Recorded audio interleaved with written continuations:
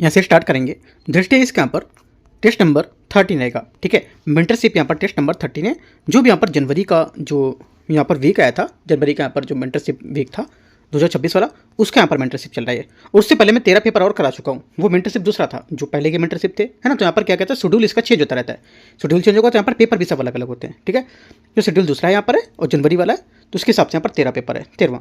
और 12वां पेपर मैं करा चुका हूँ आपको, ठीक है। 13 ये और 14 कल होगा, वो मैं आपको मंडे से ट्यूसडे के बीच में कराऊंगा, ठीक है। और उसके बीच के जो है वो मुझे अगर मिलते हैं तो मैं आपको कराऊंगा, नहीं मिलते हैं तो फिर मैं कुछ नहीं कह सकता उसका, ठीक है। बाकी जो भी आ रहे हैं वो आप कहाँ से करते जाओ, और अगर जैसे मुझे मिलते हैं तो आपको मैं PDF शेयर कर दूंगा उसका, ठीक है। टेलीग्राम पर ही पूरा शेयर कर दूंगा, ठीक है। आते हैं टेस्ट नंबर 13 जो यहाँ पर है, ये होगा पॉलिटी का 40 क्वेश्चन, साइंस टेक्नोलॉजी का 25 क्वेश्चन, करंट अफेयर्स का 35 क्वेश्चन यहाँ से, ठीक है। आते हैं क्वेश्चन नंबर, हम लोग ने पार्ट 1 देखा था, उसमें 51 क्वेश्चन करे थे। 52 से 100 क्वेश्चन यहाँ से करते हैं आगे से। 52 नंबर क्वेश्चन है, 52 नंबर क्वेश्चन। निम्नलिखित संविधान संशोधन में से किसने दिल्ली में यह विशेष रूप से दर्जा प्राप्त करने किया था और इसे राष्ट्रीय राजधानी क्षेत्र दिल्ली के यहाँ पर रूप में पुनः स्थापित किया और दिल्ली प्रशासक के रूप में उपराज्यपाल के रूप में नामित किया था? आंसर हो जाएगा 52 का करेक्ट आंसर यहाँ से 69वां संविधान संशोधन, यहाँ से इसका करेक्ट आंसर होगा, ठीक है। 69वां संविधान संशोधन 1991 में दिल्ली को विशेष संवैधानिक दर्जा प्रदान किया था और यहाँ पर इसे राष्ट्रीय राजधानी क्षेत्र NCT दिल्ली के रूप में पुनः नामित किया था, ठीक है। और दिल्ली के लिए यहाँ पर 70 सदस्यों का यहाँ पर विधानसभा का गठन, जिसका चुनाव जनता द्वारा प्रत्यक्ष रूप से किया जाता है, ठीक है। और उपराज्यपाल की सहायता और परामर्श देने के लिए मुख्यमंत्री की अध्यक्षता में मंत्रिपरिषद की स्थापना होती है। 53 आते हैं, भारत के निर्वाचन आयोग ECI के बारे में विचार करना है। अपने गठन से ही भारत निर्वाचन आयोग जो है आयोग सदैव बहुसदस्यीय निकाय के रूप में काम करता रहा है। पहली बात 53 का पहला स्टेटमेंट जैसे गलत होगा। पहली बात यहाँ से गलत, क्योंकि यहाँ पर अक्टूबर 1993 में 2 चुनाव आयुक्त की यहाँ पर पुनः नियुक्ति की, उसके बाद से तब से यहाँ पर चुनाव आयोग ने एक बहुसदस्यीय निकाय के रूप में कार्य कर रहा है, तो ये गलत हो जाएगा। सेकेंड है, संसद द्वारा निर्मित किसी भी विधि के प्रावधानों के अधीन रहते हुए निर्वाचक आयुक्तों को और यहाँ पर जो क्षेत्रीय आयुक्त होते हैं उसकी सेवा शर्तें कार्यकाल संसद द्वारा निर्धारित किए जाते हैं। सेकेंड बात गलत है, क्योंकि यहाँ पर अनुच्छेद 324 के अनुसार संसद द्वारा बनाए गए यहाँ पर किसी भी कानून के अधीन रहते हुए भी चुनाव आयुक्त और क्षेत्रीय आयुक्त होते हैं उसकी सेवा शर्तें और कार्यकाल भारत के राष्ट्रपति द्वारा निर्धारित किए जाएंगे। ये बात गलत हो जाएगी। तीसरी बात है, पहला गलत है, दूसरा गलत है, तीसरा संविधान में निर्वाचन आयोग के सदस्यों का कार्यकाल निर्धारित नहीं है। ये बात करेक्ट है, क्योंकि संविधान में निर्वाचन आयोग के सदस्यों का कार्यकाल कोई यहाँ पर प्रावधान नहीं किया गया है। ओनली 3 करेक्ट है, आंसर बी। क्वेश्चन नंबर 54 है, निम्नलिखित में से कथनों पर विचार करना है। वस्तु सेवा कर परिषद जो है GSTN नेटवर्क जो है ये। दूसरा, भाषाई अल्पसंख्यक के लिए विशेष अधिकारी, भारत का परिसीमन आयोग, भारत का विधि आयोग, इनमें से कितने निकाय भारत के संविधान के प्रावधानों के तहत गठित किए गए थे? आंसर हो जाएगा 54 का करेक्ट आंसर। इनमें से केवल 2 होंगे, कौन कौन से? देखो, भारत का विधि जो आदेश है, भारत का विधि जो आयोग है, ये भारत सरकार के एक कार्यकारी प्रस्ताव द्वारा गठित एक गैर संवैधानिक और गैर वैधानिक निकाय होगा, ठीक है। तो पहली बात, ये वाली बात क्या हो जाएगी? गलत हो जाएगी। अगला, भारत का परिसीमन आयोग क्या होगा? देखो, भारत का जो परिसीमन आयोग है ये एक वैधानिक निकाय है और जिसका गठन समय समय पर परिसीमन अधिनियम के तहत पर किया जाता है और परिसीमन का प्रावधान, लेकिन यहाँ पर आयोग की स्थापना का प्रावधान इसमें नहीं किया गया है, ठीक है। तो ये बात इसका गलत होगा। बाकी पहला दूसरा स्टेटमेंट इसका सही हो जाएगा, ठीक है। आंसर क्या होगा? आंसर हो जाएगा आंसर इसका 1 और 2 बातें इसके सही है। क्वेश्चन नंबर 55 है, भारत के महान्यायवादी के संबंध में निम्नलिखित कथन पर विचार करना है। महान्यायवादी के रूप में नियुक्त होने के लिए व्यक्ति को सर्वोच्च न्यायालय या उच्च न्यायालय के न्यायाधीश बनने हेतु अर्हता होना आवश्यक होगा। पहली बात 55 का पहला स्टेटमेंट क्या होगा? यहाँ से गलत हो जाएगा, ठीक है, करेक्ट नहीं है। क्योंकि यहाँ पर जो महान्यायवादी के रूप में नियुक्त होने को लेकर के जो बोला है ये बात गलत है, क्योंकि यहाँ पर इसका अर्थ है कि भारत का नागरिक होना चाहिए, उसके या तो 5 साल के लिए उच्च न्यायालय के न्यायाधीश हो, ठीक है, और 10 वर्ष तक उच्च न्यायालय का अधिवक्ता रहो या राष्ट्रपति राय में प्रतिष्ठित न्यायविद हो, ठीक है। तो ये बात गलत हो जाएगी। सेकेंड बात है, मान्यवादी का कार्यकाल संविधान द्वारा निर्धारित होता है। सेकेंड बात यहाँ से गलत है, क्योंकि अपन मान्यवादी का कार्यकाल संविधान द्वारा निर्धारित नहीं होता है, यह राष्ट्रपति के प्रसाद पर धारण करता है। दोनों बातें गलत है। तीसरा है, मान्यवादी का पारिश्रमिक संसद द्वारा निर्धारित किया जाता है। तीसरी बात यहाँ से ये भी गलत, क्योंकि मानवाधिकार का पारिश्रमिक जो होता है संविधान द्वारा निर्धारित नहीं होता है, इसके बजाय उन्हें राष्ट्रपति द्वारा निर्धारित पारिश्रमिक प्राप्त होता है। तीनों बातें गलत है।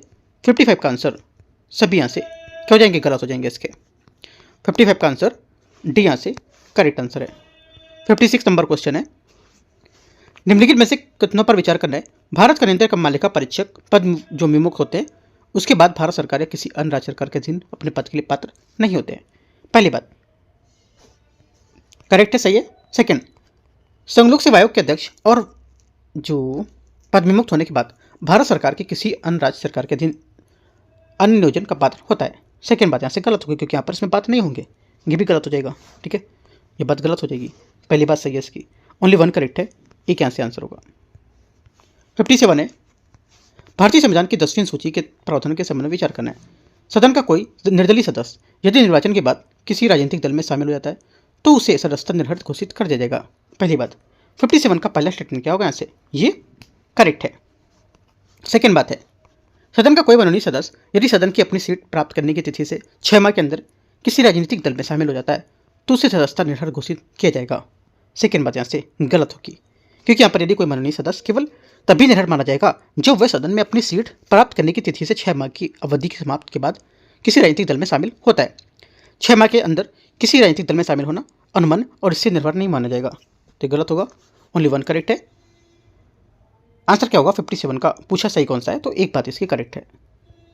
58 नंबर है, किसी राज्य में मुख्यमंत्री सहित यहाँ पर मंत्रिपरिषद में मंत्रियों की कुल संख्या उस राज्य की या पर विधानसभा की कुल सदस्य संख्या का 15% से अधिक नहीं होगी, लेकिन मुख्यमंत्री सहित मंत्रियों की संख्या 12 से कम नहीं होती है। यह प्रावधान भारत के संविधान में किस संविधान संशोधन द्वारा शामिल किया गया था। आंसर हो जाएगा 58 का करेक्ट आंसर 91 संविधान संशोधन। डी यहाँ से 58 का करेक्ट आंसर होगा 91 संविधान संशोधन।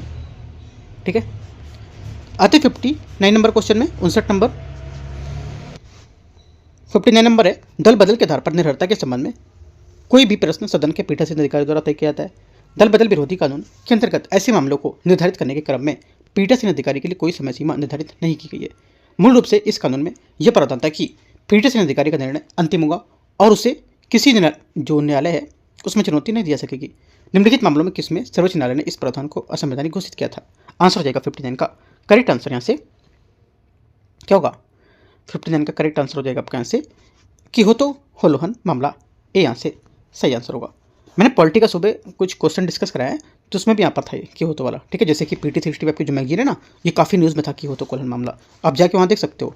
सिर्फ PT 365 मैंने MCQ कराया, केवल यहाँ पर क्वेश्चन कराए मैगजीन में। आज मैंने सुबह कराया उसका पार्ट, तो पार्ट 1 आप जाके देख सकते हो, काफ़ी अच्छा है। तो ए यहाँ से इसका आंसर होगा। 60 नंबर क्वेश्चन है, निम्नलिखित कथनों पर विचार करने। उम्मीदवारों का नामांकन, मतदान, एकाधिक यहाँ पर निर्वाचन परिणाम और नामांकनों का प्रकाशन, निर्वाचन में समान प्रक्रिया, इनमें से कितने लोक प्रतिनिधित्व अधिनियम 1951 के तहत निर्वाचन प्रक्रिया का हिस्सा होंगे। आंसर हो जाएगा 60 का करेक्ट आंसर। यहाँ से डी करेक्ट होगा सभी पांचों।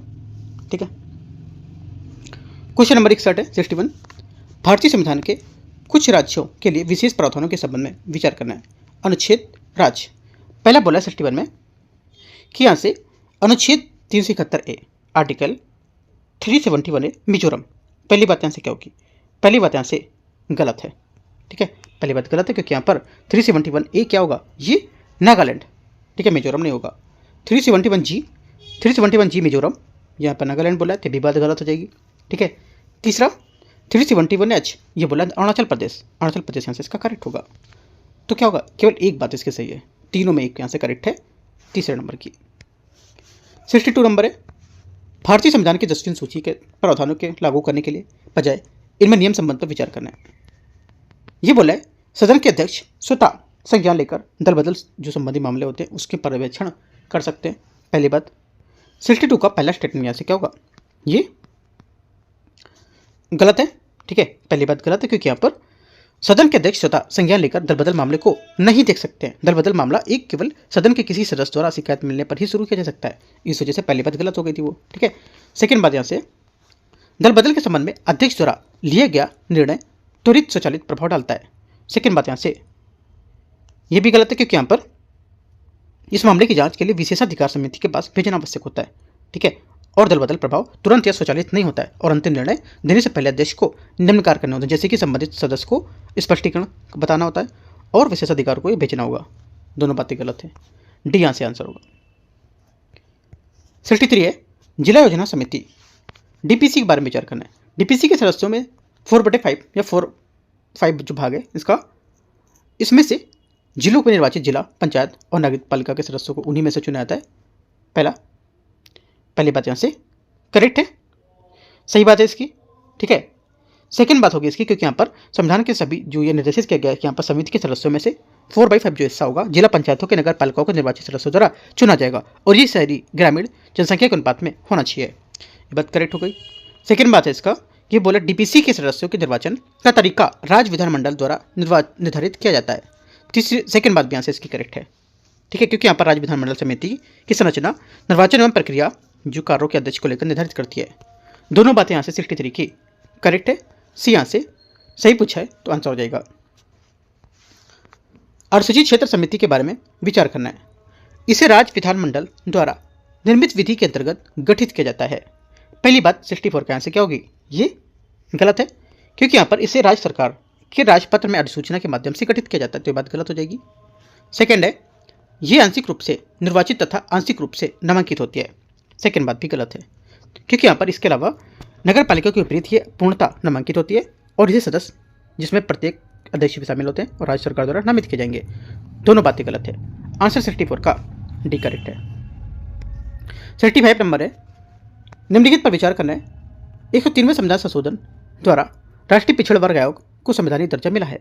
पहली बात 65 का पहला स्टेटमेंट यहाँ से क्या होगा, ये करेक्ट गलत हो जाएगी। पहली बात इसलिए गलत है क्योंकि यहाँ पर ये जो बोला है कि 103वें संविधान संशोधन द्वारा राष्ट्रीय पिछड़ा वर्ग आयोग को संवैधानिक दर्जा मिला था, ठीक है, तो ये गलत हो जाएगा, क्योंकि यहाँ पर जो एनसीबीसी है राष्ट्रीय पिछड़ा वर्ग आयोग, इसकी स्थापना मूल रूप से वर्ष 1993 में एक वैधानिक निकाय के रूप में की गई थी। इसे 102वें संविधान संशोधन अधिनियम 2018 में संवैधानिक दर्जा दिया गया था, तो ये बात गलत हो जाएगी।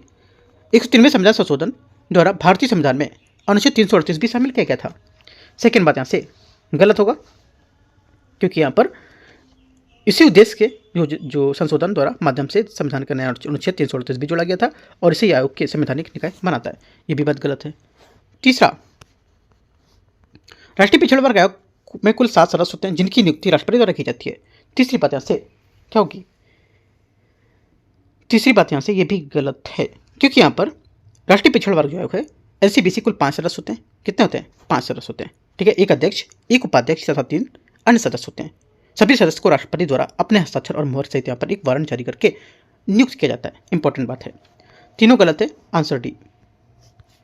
66 नंबर क्वेश्चन है, भारत में सहकारी समितियों के संवैधानिक दर्जा, ये संवैधानिक दर्जा किस संविधान संशोधन द्वारा प्रदान किया गया था, आंसर जाएगा ये प्रदान किया गया था 97वें संविधान संशोधन 2011, इसका करेक्ट आंसर होगा।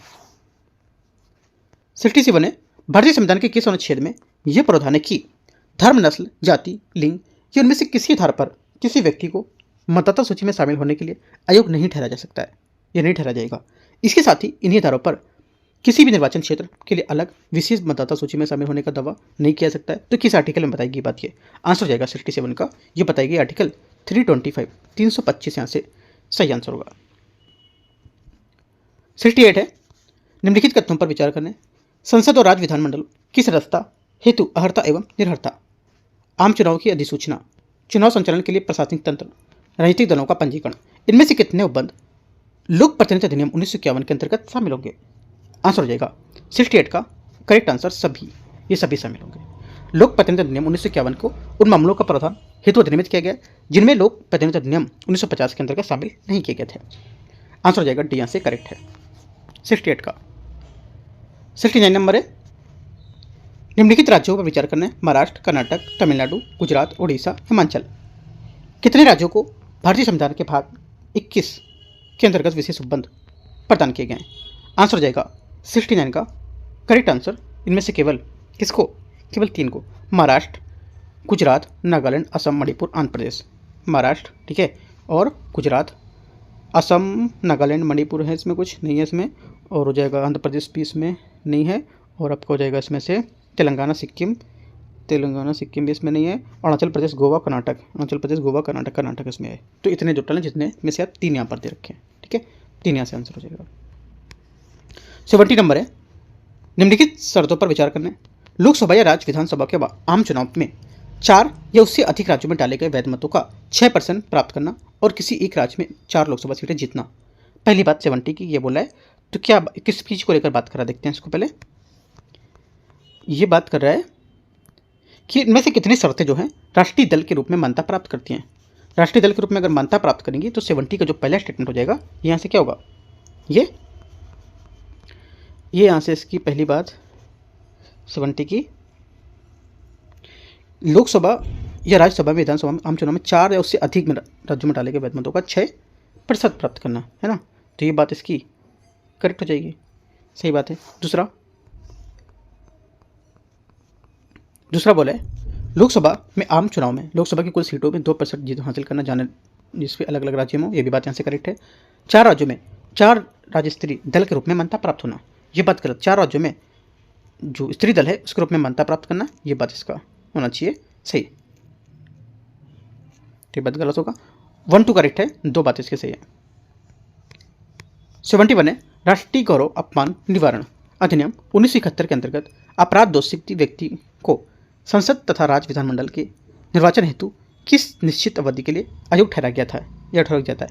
आंसर हो जाएगा 71 का ए करेक्ट है, 6 वर्ष। 72 निम्नलिखित कथनों पर विचार करना है। निर्वाचन आयोग सरकार के परामर्श से डाक मतपत्र पत्र के माध्यम से मतदान करने हेतु व्यक्तियों के विशिष्ट वर्गों को अनुसूचित कर सकता है। पहली बात 72 का पहला स्टेटमेंट से करेक्ट है।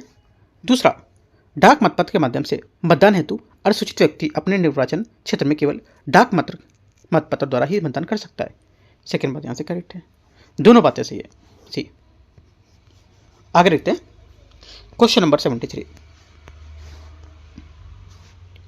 निम्नलिखित में से कौन सा अनुच्छेद संसद को केंद्र सरकार के अधीन लोक सेवाओं और पदों के नियुक्त होने के लिए व्यक्तियों की भर्ती और सेवा शर्तें विनियमित करने का अधिकार प्रदान करता है।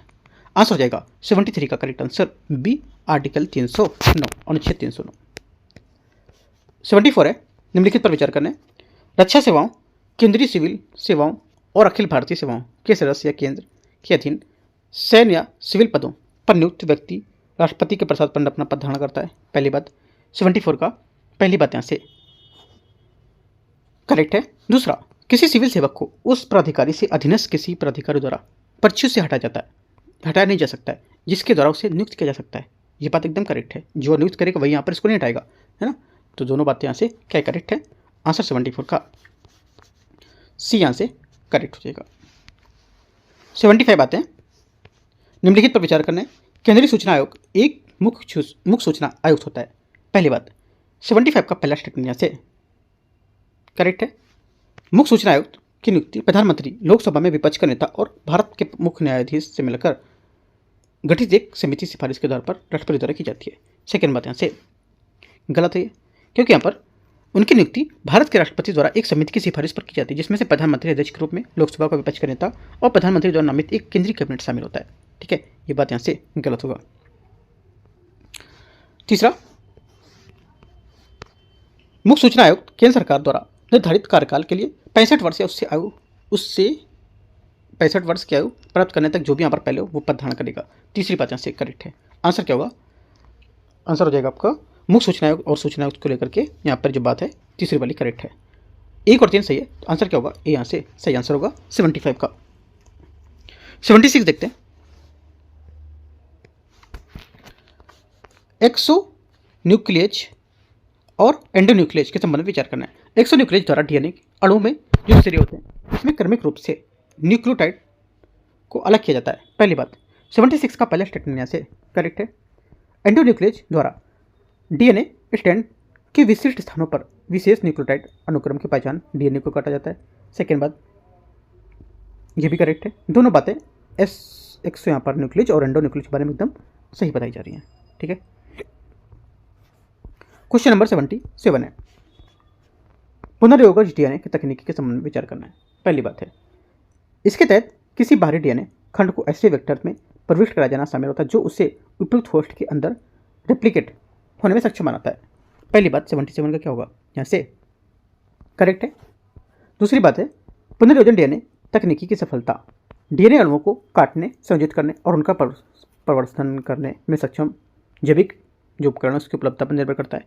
सेकंड बात भी यहाँ से करेक्ट है, क्योंकि यहाँ पर जो पुनर्योजित डीएनए इसके निर्माण और रखरखाव की प्रक्रिया में कुछ जैविक उपकरण की आवश्यकता होती है, जिसमें डीएनए को विशिष्ट स्थानों पर काटने वाले एंजाइम, खंडों को जोड़ने वाले एंजाइम और यहाँ पर सम्मिलित जो रेप्लिकेशन और घूर्णन का सक्षम करने वाले होस्ट सिस्टम शामिल होते हैं।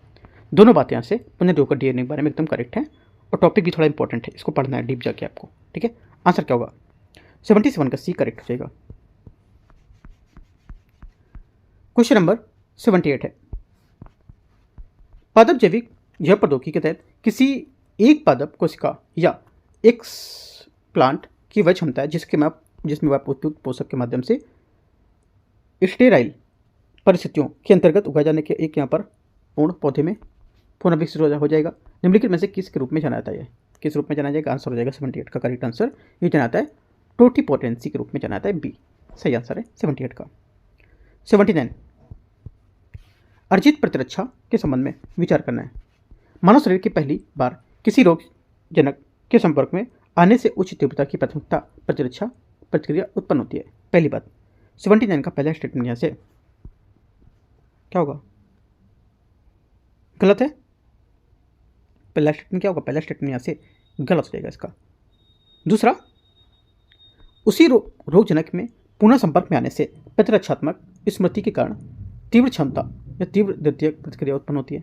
सेकंड बात यहाँ से ये भी गलत है, क्योंकि यहाँ पर उसी रोगजनक शरीर में पुनः संपर्क में आता है तो यहाँ पर प्रतिरक्षा तंत्र द्वारा द्वितीयक प्रतिरक्षा उत्पन्न की जा सकती है। ये प्रक्रिया प्राथमिक संपर्क के दौरान निर्मित मेमोरी को लेकर के संचालित होती है। सेकंड भी गलत है, दोनों बातें गलत है। आंसर डी यहाँ से करेक्ट होगा 79 का। क्वेश्चन नंबर 80 है 80 नंबर क्वेश्चन। वह अवस्था जिसमें प्रतिरक्षा तंत्र सेल्फ और नॉन सेल्फ के अंतर में नहीं कर पाता है, ये गलती अपने ही शरीर की कोशिकाओं के ऊतकों में आक्रमण करने लगता है, जिससे ऊतक की क्षति के साथ रोग उत्पन्न हो जाता है। इस अवस्था को क्या कहा जाता है? आंसर हो जाएगा इस अवस्था को कहते हैं ऑटो इम्यून्स डिसीज यहाँ पर कहा जाता है, ठीक है। क्वेश्चन 81 है भूतलकालिक कक्षा के संबंध में विचार करना है। भूतलकालिक कक्षा में स्थित कोई स्पेसक्राफ्ट पृथ्वी की एक परिक्रमा 23 घंटे 56 मिनट में 4 सेकंड में पूरी करता है। पहली बात 81 का पहला स्टेटमेंट यहाँ से सही बात है। सेकंड बात है इसकी भूतलकालिक कक्षा जो होती है इसमें कक्षा में स्थित कोई उपग्रह प्रतिदिन एक ही समय में आकाश में उसी स्थिति में वापस दिखाई देगा। सही बात है, सेम टाइम पे और सेम जगह पे यहाँ पर वापस दिखाई देगा। तीसरी बात है यहाँ से सभी भूतलकालिक कक्षाएं वृत्ताकार तथा पृथ्वी की विषुवत रेखा के ठीक ऊपर स्थित होती हैं। तीसरी बात यहाँ से गलत होगी, क्यों? क्योंकि यहाँ पर भूतलकालिक कक्षा उत्केंद्रिता या झुकाव का शून्य होना आवश्यक होता है, ठीक है। आवश्यक नहीं होता शून्य होना। जब कक्षा वृत्ताकार या शून्य उत्केंद्रिता होती है तो विषुवत रेखा ठीक ऊपर शून्य झुकाव पर स्थित होती है और इसे भूस्थितिक कक्षा कहा जाता है, जिसमें उपग्रह पर एक बिंदु के ऊपर ठीक स्थित दिखाई देता है। क्योंकि यहाँ पर भूतलकालिक कक्षाएं झुकी हुई या थोड़ी दीर्घवृत्ताकार हो सकती है, इसलिए ये सभी वृत्ताकार या विषुवत रेखी नहीं होती है, तो ये बात गलत हो जाएगी। आंसर 1 2 करेक्ट है। क्वेश्चन 82 है 82 नंबर। भारत के 3 चरणीय परमाणु ऊर्जा कार्यक्रम से संबंधित निम्नलिखित कथन पर विचार करना है। चरण रिएक्टर प्रणाली पहला बोला है 82 में, हाँ पहला यहाँ से प्रथम चरण में आपको हो जाएगा दावित भारी जल रिएक्टर, सही है। सेकंड बात है द्वितीय चरण में फास्ट ब्रीडर रिएक्टर, ये भी बात यहाँ से सही है। तीसरा द्वितीय चरण में थोरियम आधारित परमाणु प्रणालियाँ, तीनों बातें यहाँ से सही है। 82 का आंसर डी यहाँ से सही होगा। 83 नंबर है फ्यूल सेल इलेक्ट्रिक व्हीकल के संबंध में विचार करना है। ये पारंपरिक आंतरिक दहन इंजन वाहनों की तुलना में अधिक दक्ष होते हैं और इनमें कोई हानिकारक टेल पाइप उत्सर्जन नहीं होता है। पहली बात 83 का पहला स्टेटमेंट क्या होगा? यहाँ से ये करेक्ट है। सेकंड बात है वाहन में संग्रहित हाइड्रोजन को फ्यूल सेल के माध्यम से विद्युत ऊर्जा में रूपांतरित किया जाता है, जिससे इलेक्ट्रिक मोटर का संचालन होता है। सेकंड बात यहाँ से ये भी करेक्ट है, दोनों बातें यहाँ से एकदम सही है। 83 का आंसर यहाँ से सी। 84 नंबर है lidar light detection and ranging के संबंध में विचार करना है। लिडार एक रिमोट सेंसिंग विधि है जिसमें दूरी मापन हेतु पल्स्ड लेजर लाइट का उपयोग किया जाता है और पृथ्वी की सतह पर बारे में त्रिआयामी जानकारी प्राप्त होती है। पहली बात, 84 का पहला स्टेटमेंट क्या होगा यहाँ से, ये करेक्ट है। सेकेंड बात है, बाथरीमेट्रिक लिडार द्वारा भूमि सतहों को मानचित्र करने के क्रम में नियर इंफ्रारेड लेजर लाइट का उपयोग किया जाता है, जबकि यहाँ पर टोपोग्राफिक लिडार द्वारा सागरी अधस्थल की गहराई मापने को लेकर के ग्रीन लाइट का उपयोग करते हैं। सेकेंड बात यहाँ से गलत होगी है, क्योंकि यहाँ पर टोपोग्राफिक लिडार भूमि में सतहों का मानचित्रण करने के लिए नियर इंफ्रारेड लेजर लाइट का उपयोग किया जाता है, जबकि बाथीमेट्रिक जो है लिडार में सागर और नदी के अधस्थल की गहराई मापने को लेकर जलभेदी ग्रीन लाइट का उपयोग करते हैं। ये गलत हो जाएगा, ओनली वन करेक्ट है। आंसर 84 का करेक्ट आंसर हो जाएगा आपका ए, यहाँ से सही है। 85 नंबर है, सॉलिड स्टेट बैटरी के बारे में विचार करना है। सॉलिड स्टेट बैटरी में इलेक्ट्रोडों के बीच सेपरेटर लेयर की आवश्यकता नहीं होती है। पहली बात यहाँ से 85 का करेक्ट है। सॉलिड स्टेट बैटरियों की तुलना में पारंपरिक लिथियम आयन बैटरियाँ अधिक सुरक्षित और अधिक ऊर्जा घनत्व वाली होने के साथ साथ लंबी परिचालन अवधि वाली होती हैं। सेकेंड बात, ये क्या होगी, गलत है, क्योंकि यहाँ पर सेकेंड इसलिए गलत है क्योंकि सॉलिड स्टेट बैटरियों में एक प्रयुक्त तकनीकी प्रगति बनाता है इनको, क्योंकि यहाँ पर ये पारंपरिक लिथियम आयन बैटरियों की तुलना में अधिक सुरक्षित और अधिक ऊर्जा घनत्व वाली होने के कारण लंबी और परिचालन अवधि वाली होती हैं। ठीक है, यहाँ से ओनली वन करेक्ट है, एक यहाँ से आंसर होगा। 86 नंबर है, मेलवेयर के प्रकार के संबंध में विचार करना है। मेलवेयर का प्रकार और यहाँ पर इनकी क्या विशेषता होती है, देखते हैं। पहला बोला है, ट्रोजन उपयोगकर्ताओं की भागीदारी के बिना नेटवर्क का प्रसारित होने के साथ स्वतः ही अपनी प्रकृति बनाता है। पहली बात यहाँ से क्या होगी, ये गलत है, क्योंकि यहाँ पर ट्रोजन एक ऐसा मैलिशियस यहाँ पर सॉफ्टवेयर है जिसे वैध या उपयोगी सॉफ्टवेयर के रूप में प्रस्तुत किया जाता है तथा ये उपयोगकर्ता जो होता है उसमें डाउनलोड इंस्टॉल किए जाने पर सक्रिय होता है। ठीक है, पहली बात क्या गलत हो जाएगी। सेकंड, वर्म क्या होता है, वर्म जो है ये स्वयं प्रतिलिपि बनाने का मेलवेयर होता है जो उपयोगकर्ताओं के हस्तक्षेप बिना नेटवर्क को स्वतः प्रसारित हो सकता है। तो ये बोल रहा है छिपा हो सकता है, इंस्टॉलेशन पर निर्भर है, गलत हो जाएगा। तीसरा, वायरस क्या होता है, वायरस का से ऐसे मेलिशियस जो कोड होते हैं जो किसी वैध होस्ट फाइनल प्रोग्राम से जुड़ जाते हैं और होस्ट संचालित करने पर सक्रिय होते हैं और ये स्वतंत्र रूप से संचालित नहीं हो सकते हैं, ये बात याद रखना है। तो तीनों बातें आप अलग अलग अपने लिख सकते हो जो सही बातें हैं, तीनों गलत हैं। यहाँ से आंसर डी, कोई सही नहीं है, सही पूछा कोई सही नहीं है। 87 है, ऑप्टिकल फ्रीक्वेंसी कॉम्स के संबंध में विचार करना है। इससे अधिक उच्च आवृत्ति की प्रकाश तरंगों को कम आवृत्ति वाले संकेतों में रूपांतरित कर ऑप्टिकल प्रवृत्ति के सटीक मापन संभव होता है, जिन्हें क्या होता है, पारंपरिक इलेक्ट्रॉनिक्स द्वारा मापा जा सकता है। पहली बात यहाँ से सही है। सेकेंड बात यहाँ से इसकी देखते हैं इसको। ये बोला है, ये समान अंतराल पर अवस्थित यहाँ पर आवर्ती संकेतक के रूप में भूमिका निभाकर यहाँ पर ऑप्टिकल परमाणु घड़ियों को लेकर के ये माइक्रोवेव के जो आधारित घड़ियाँ हैं उसको जोड़ने में आवश्यक होती है। ठीक है, क्या होगा सेकंड यहाँ से इसका ये भी करेक्ट हो जाएगा। दोनों बातें यहाँ से क्या इसकी करेक्ट है। तीसरा देखते हैं, तीसरी बात है, ये पारंपरिक सतत लेजर रंगों के समान ही प्रकाश की एक तरंग दैर्ध्य को उत्पन्न करने में संचालित होती है। तीसरी बात यहाँ से गलत होगी, पहली दूसरी बात करेक्ट है। ठीक है, याद रखना है। तीसरी बात इसलिए गलत है क्योंकि यहाँ पर ऑप्टिकल फ्रिक्वेंसी जो कॉम्स होती है ये कल सतत तरंग दैर्ध्य उत्पन्न नहीं होती है, इसके बजाय इसके द्वारा मोड लॉक्ड लेजर पल्स के माध्यम से एक साथ कई असंतत आवृत्ति को स्पेक्ट्रम में उत्पन्न करेंगे। इसके विपरीत सतत तरंग लेजर द्वारा केवल एक रंग आवृत्ति का उत्सर्जन होता है। तो आंसर क्या होगा, 1 और 2 करेक्ट है, तीसरा गलत हो जाएगा।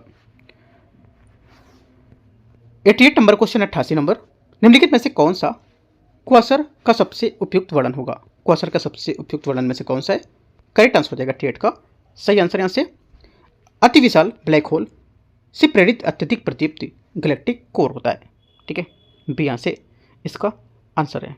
क्वासर क्या होता है, पृथ्वी से बहुत अधिक दूरी पर स्थित होता है और अर्थात इन्हें प्रारंभिक ब्रह्मांड वाले उनके स्वरूप में देखा जाता है और इतनी दूर होने के बावजूद ये असाधारण रूप से चमकीले दिखाई पड़ते हैं क्योंकि यहाँ पर ब्लैक होल पर पदार्थ का संचय निकलने वाली ऊर्जा किसी आकाशगंगा के अरबों तारों से संयुक्त प्रकाश कहीं अधिक होता है, इस वजह से। क्वेश्चन नंबर 89, माइटोकॉन्ड्रिया के संबंध में विचार करना है। माइटोकॉन्ड्रिया दूरी झिल्ली से आबद्ध कोशिकांग होता है और आंतरिक झिल्ली क्रेस्टी नामक संरचनाओं से मुड़ी होती है और जिससे सतही क्षेत्रफल में वृद्धि होती है। पहली बात, 89 का पहला स्टेटमेंट यहाँ से करेक्ट है। सेकेंड है माइटोकॉन्ड्रिया में अपना स्वयं का डीएनए, राइबोसोम तथा आरएनए अणु होते हैं। सेकेंड बात भी करेक्ट हो जाएगी, दोनों करेक्ट है। 89 का आंसर सी। 90 नंबर है क्लाउड कंप्यूटिंग के संबंध में विचार करना है। Infrastructure as a service, platform as a service, software as a service, इनमें से बोला कितने क्लाउड सर्विस मॉडल के प्रकार होंगे। आंसर हो जाएगा सभी तीनों यहाँ पर क्लाउड कंप्यूटिंग जो है उसके संबंध में, ये सभी यहाँ पर क्लाउड सर्विस मॉडल के प्रकार हैं। सी यहाँ से सही आंसर है। 91 है ब्रेन कंप्यूटर इंटरफेस के बारे में विचार करना है। ये मस्तिष्क और बाह्य उपकरण के बीच प्रत्यक्ष अंतक्रिया को सक्षम बनाता है तथा विचारों को क्रिया में बदलने के लिए मुख्यतः परिधि तंत्रिकाओं में मांसपेशियों पर निर्भर होता है। पहली बात 91 का पहला स्टेटमेंट यहाँ से क्या होगा, गलत है। क्यों? क्योंकि यहाँ पर बीसीआई की यहाँ पर मुख्य विशेषता यह होती है कि इसमें कमांड को संप्रेषित करने के लिए मस्तिष्क समान आउटपुट मार्ग जैसे कि परिधि तंत्रिकाओं को मांसपेशियों पर निर्भर रहना नहीं पड़ता है। ठीक है, इसके बजाय बीसीआई द्वारा मस्तिष्क की गतिविधि को प्रत्यक्ष रूप से संकेत प्राप्त किया जाता है और उन्हें डिकोड किया जाता है। ठीक है, तो यहाँ से पहला गलत होगा। सेकेंड, मोटर कार्यों में पुनर्स्थापित करने के क्रम में इनका उपयोग न्यूरोप्रोस्थेटिक्स के रूप में किया जाता है, जिससे क्या होता है न्यूरोमस्कुलर विकारों को ग्रसित जो व्यक्ति होते हैं उसको रोबोटिक भुजाओं और स्केलेटन और अर्थोसिस नियंत्रित करने में सहायता मिलेगी। सेकेंड बात यहाँ से करेक्ट होगा, पहला गलत है दूसरा सही, तो आंसर क्या होगा बी यहाँ से करेक्ट आंसर है। 92 नंबर है ये एक विद्युत रासायनिक ऊर्जा भंडारण प्रणाली है जिसमें इलेक्ट्रोड इलेक्ट्रोलाइट इंटरफेस पर विद्युत स्थैतिक आवेश के संचय से माध्यम से ऊर्जा संग्रहित होती है। इसमें बहुत उच्च पावर डेंसिटी एवं चार्ज डिस्चार्ज की जो तीव्र चक्र है उसके साथ पारंपरिक बैटरी की तुलना में काफ़ी अधिक परिचालन अवधि अधिक होती है। तो आंसर क्या हो जाएगा, ये बात कर रहा है किसकी, ये सुपर कैपेसिटर की बात कर रहा है। ठीक है, सुपर कैपेसिटर जो है ये इलेक्ट्रोकेमिकल कैपेसिटर भी इसको कहते हैं, और सुपर कैपेसिटर के तहत यहाँ पर ऊर्जा मुख्य रूप से रासायनिक अभिक्रियाओं के बजाय विद्युत स्थैतिक आवश्यक पृथक्करण के माध्यम से संग्रहित होती है। ठीक है, क्वेश्चन नंबर 93 है आधुनिक स्वास्थ्य देखभाल में वेरिएबल बायोसेंसर के संबंध में विचार करना है। वेरिएबल बायोसेंसर के तहत मिनिमली इन्वेसिव या नॉन इन्वेसिव शरीर द्रव्यों में उपयोग द्वारा स्वास्थ्य मानदंड की जो निरंतर रियल टाइम निगरानी होती है वो करने में सक्षम होती है। पहली बात यहाँ से स्टेटमेंट इसका करेक्ट है। दूसरा, वेरिएबल बायोसेंसर जैविक रूप से संवेदी तत्वों को ट्रांसड्यूसरों के साथ यहाँ पर एकीकृत करते हैं जो यहाँ पर मात्रात्मक विश्लेषण हेतु जैविक प्रक्रियाओं को विद्युत संकेत में परिवर्तित करेंगे। सेकेंड बात क्या होगी, ये भी करेक्ट है, दोनों सही है। 93 का आंसर सी यहाँ से करेक्ट है। 94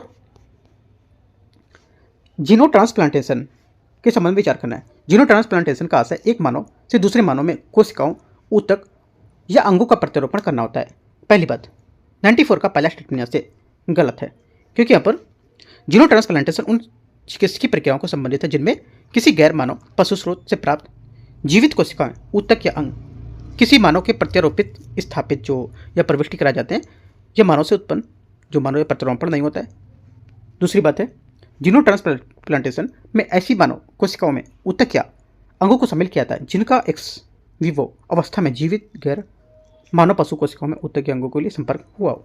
सेकेंड बात करें क्योंकि यहाँ पर इतनी बड़ी बात बताने की यहाँ पर भूल ही जाओगे क्या होता है। ठीक, सिंपल से हम लोग पढ़ते हैं। देखो जीनो जो ट्रांसप्लांटेशन होता है उन चिकित्सक प्रक्रियाओं से संबंधित होता है जिनमें किसी गैर मानव पशु स्रोत से प्राप्त जीवित कोशिकाएं या ऊतक अंग या मानव प्रत्यारोपित स्थापित जो प्रविष्टि होती है वो कराए जाते हैं। सिंपल सी बात आप ये समझ सकते हो पहला। ठीक है, अगला ये होगा कि यहाँ पर जो भले यहाँ पर अंतिम रूप से उपयोग की जाने वाली जो सामग्री है मानव की ही हो क्यों ना हो, लेकिन यहाँ पर उसका एक्स विवो अवस्था में जीवित गैर मानव कोशिकाओं या ऊतक या कुछ अंग होते हैं उसके संपर्क में वो, तो इसको जीनो ट्रांसप्लांटेशन की श्रेणी में रखा जा सकता है।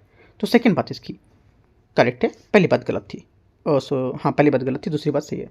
तो दोनों बार मैंने आपको छोटा छोटा करके समझाया क्या है। ठीक है, बी यहाँ से आंसर है।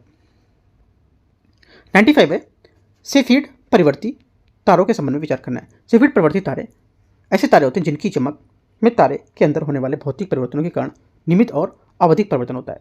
पहली बात 95 का पहला स्टेटमेंट यहाँ से करेक्ट है। सेफीड परिवर्ती तारों में एक सुव्यवस्थित अपर्तकाल दीप्तिमानता संबंध देखा जाता है जिससे यहाँ पर खगोलविद इनकी पूर्ण चमक निर्धारित कर सकते हैं। सेकेंड बात यहाँ से भी करेक्ट है। सेफीड परिवर्ती तारों का उपयोग मुख्य रूप से सौरमंडल में शॉर्ट डिस्टेंस स्टेलर पैरालेक्स के मापन हेतु किया जाता है। तीसरी बात यहाँ से गलत है, क्योंकि यहाँ पर सेफीड परिवर्तित तारों का उपयोग सौरमंडल में निकट दूरी के मापन हेतु नहीं किया जाता है और बहुत कम दूरी के लिए स्टेलर पैरालेक्स विधि का उपयोग होती है और सेफीड तारों का उपयोग व्यापक ब्रह्मांडीय दूरियों के मापन हेतु करते हैं जहाँ पर पैरालेक्स विधि प्रभावी नहीं रहती है। याद रखना इंपॉर्टेंट है। ओनली 1 2 करेक्ट है। आंसर यहाँ से ए से हो जाएगा। क्वेश्चन नंबर 96 है, सापेक्षता के सिद्धांत, जो सापेक्षता का सिद्धांत है उसके बारे में विचार करते हैं। विशेष सापेक्षता के तहत गुरुत्वाकर्षण को भारी पिंडों द्वारा उत्पन्न स्पेस और टाइम की वक्रता के रूप में समझा जाता है। पहली बात यहाँ से गलत है, क्योंकि यहाँ पर विशेष सापेक्षता से टाइम डायलेशन और लेंथ कॉन्ट्रैक्शन जैसी घटनाओं की व्याख्या होती है, लेकिन इसमें गुरुत्वाकर्षण की व्याख्या नहीं होती है और ना ही इसे स्पेस और टाइम की जो ज्यामितीय विशेषता है उसके रूप में दर्शाता है। पहला गलत हो जाएगा। सेकंड, समान सापेक्षता की धारणा पर आधारित होता है कि प्रेक्षक की गति के साथ प्रकाश की चाल में परिवर्तन होता। सेकंड बात यहाँ से ये भी गलत है, क्योंकि यहाँ पर सापेक्षता जो होती है, समान सापेक्षता, ये सापेक्षता के सिद्धांत को विस्तारित रूप होती है जो यहाँ पर गुरुत्वाकर्षण को स्पेस टाइम की वक्रता के संबंध में द्रव्यमान और ऊर्जा के प्रभाव के रूप में समझाती है। ठीक है, तो ये भी बात गलत हो जाएगी। दोनों बातें यहाँ से गलत हैं। 97 नंबर देखते हैं। 97 है, डार्क एनर्जी के संबंध में विचार करना है। डार्क एनर्जी ब्रह्मांड के त्वरित विस्तार का एक रहस्यमय कारण है और यह ब्रह्मांड की कुल ऊर्जा का लगभग 68% से 70% भाग होता है। पहली बात यहाँ से करेक्ट है। सेकेंड है, डार्क एनर्जी की खोज पहली बार 1900 के शुरुआती वर्षों में मिल्की वे के अंतर्गत आकाशगंगाओं के गुणन के मापन के माध्यम से की गई थी। सेकेंड बात यहाँ से गलत होगा, क्योंकि यहाँ पर डार्क एनर्जी की खोज 1900 में शुरुआती वर्षों में नहीं हुई थी। इसका पता 1990 के दशक के दौरान उत्तरार्ध में पता चला था और उन खगोलीविदों ने दूरस्थ टाइप 1 जो था उस सुपरनोवा उसके अध्ययन से पाया था। ठीक है, तो ओनली 1 करेक्ट है। आंसर यहाँ से एक बात सही होगी। 98 है, निम्नलिखित प्रक्रियाओं पर विचार करना है। नेगेट्रॉन उत्सर्जन, पॉजिट्रॉन उत्सर्जन, अल्फा कण उत्सर्जन, गामा कण उत्सर्जन। इनमें से कितने रेडियोधर्मी क्षय के प्रकार होंगे? रेडियोधर्मी क्षय के प्रकार होंगे, ये सभी यहाँ पर रेडियोधर्मी क्षय के प्रकार हैं। ठीक है, रेडियोधर्मी क्षय वह प्रक्रिया होती है जिसमें कोई अस्थिर परमाणु, स्थिर नहीं अस्थिर परमाणु नाभिक स्थिरता प्राप्त करने के क्रम में कणों या विद्युत चुंबकीय विकिरण के उत्सर्जन को करके ऊर्जा खो देता है, जिससे यहाँ पर कई प्रकार के इसके कई प्रकार होते हैं, जैसे कि जो जैव रसायन विज्ञान में प्रासंगिक होना। ठीक है, डी यहाँ से आंसर होगा। क्वेश्चन नंबर 99, माइक्रोप्लास्टिक के प्रभाव के संबंध में विचार करना है। माइक्रोप्लास्टिक द्वारा जल में प्रदूषकों को आकर्षित करने से उनमें संयुक्त होने के साथ साथ पर्यावरण में रसायनों का उत्सर्जन किया जा सकता है। पहली बात 99 का पहला स्टेटमेंट क्या होगा? यहाँ से करेक्ट है। सेकेंड, माइक्रोप्लास्टिक के तहत व्यक्तिगत देखभाल उत्पादों में प्रयुक्त माइक्रोबिट्स जैसे जानबूझकर निर्मित सूक्ष्म प्लास्टिक का कण शामिल होना। सेकेंड बात ये भी करेक्ट है, क्योंकि यहाँ पर माइक्रोप्लास्टिक केवल बड़े प्लास्टिक कणों के टूटने से नहीं, बल्कि यहाँ पर इनमें ऐसे प्लास्टिक कण भी शामिल होते हैं जिन्हें जानबूझकर छोटे आकार में निर्मित किया जाता है, जैसे कि यहाँ पर सौंदर्य को लेकर के, है ना, सौंदर्य को लेकर के कुछ क्रीम है ना, लिपस्टिक है, इन सब में यहाँ पर ज़्यादातर यूज करते हैं। ठीक है, फेस स्क्रब है, टूथपेस्ट है, ये सब में भी। तो दोनों बातें क्या है? करेक्ट है, सी यहाँ से आंसर होगा। इसलिए बोलते हैं ना कि इसलिए देखो अभी इसलिए बताया जाता है कि यहाँ पर सस्ती चीज़ें नहीं खरीदनी चाहिए।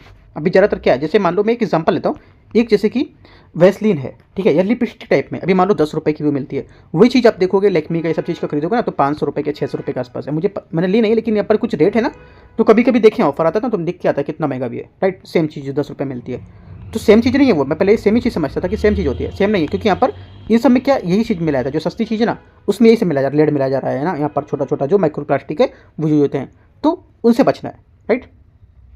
तो क्या होगा? 99 का आंसर क्या होगा आपका? हो जाएगा सी करेक्ट है। ठीक है, आते हैं आगे। इसलिए सस्ती चीज़ बहुत कम ही यूज करनी, भले ये नहीं यूज करो, अच्छी बात है। आज के टाइम सस्ती चीज़ों को नहीं यूज करना है, बिल्कुल हटा दो। ठीक है, आगे आते हैं।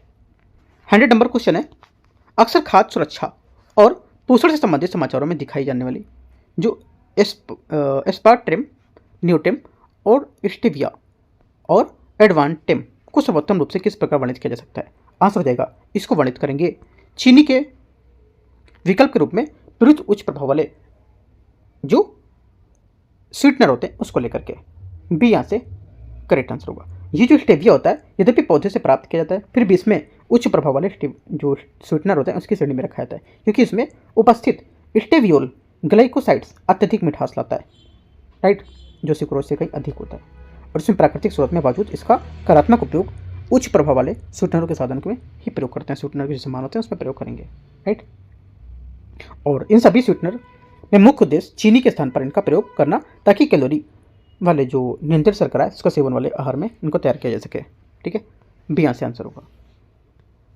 इस टाइप से हम लोग ने 100 क्वेश्चन यहाँ से पूरे कर लिए। ठीक है, थोड़ा मैंने जल्दी जल्दी कराए क्वेश्चन। अभी देखो कि आपके पास टाइम भी नहीं, पूरे दिन में आपको बहुत सारी चीज़ें करनी होती, तो आप 2 की स्पीड में ना करके इसी स्पीड में देखोगे तो आपको लगेगा कि 2 की स्पीड में, बट समझ आना चाहिए चीज़ें, है ना। अगर थोड़ा सा तेज लगा तो आप वहाँ से स्लो कर सकते हो, क्योंकि इतना तेज भी नहीं है ना। चीज़ों को आप अगर पढ़ चुके हैं तो आपको चीज़ें समझ आएंगी। आपको कम टाइम में ज़्यादा से ज़्यादा चीज़ें कवर करना है भी, है ना, क्योंकि एग्जाम भी पास में, तो इसको लेकर के ध्यान रखना है।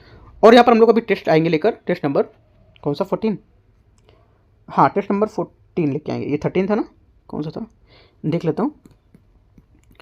ये टेस्ट है आपका, जो भी होगा अभी कल एक टेस्ट होने वाला है, वो टेस्ट आपका मंडे से ट्यूसडे के बीच में लाएंगे, और ये 13 नंबर टेस्ट है ना। 14 नंबर हम लोग करेंगे बाद में। और कल यूकेटी का भी टेस्ट लेकर आएंगे, यूकेटी का test number full length test number 3, उसको भी देखेंगे। 2 टेस्ट हम लोग देख चुके हैं, 3 कल लेकर आएंगे, राइट। और सुबह मैं अपलोड कर चुका हूँ साइंस पॉलिटी की PT 365 की MCQs हिंदी में, बहुत इंपॉर्टेंट है, 50 क्वेश्चन है, वो मैंने अपलोड किया पार्ट 1 के, टॉपिक 1 के। ठीक है, टेलीग्राम भी ज्वाइन कर सकते हो, बहुत इंपॉर्टेंट है। कुछ अभी यहाँ पे मैं शेयर करने वाला हूँ, जैसे कि डेली टारगेट अभी स्टार्ट करने वाला हूँ, तो आपसे जुड़ना है उसको। एंड करते हैं से इसको। All the best, thank you.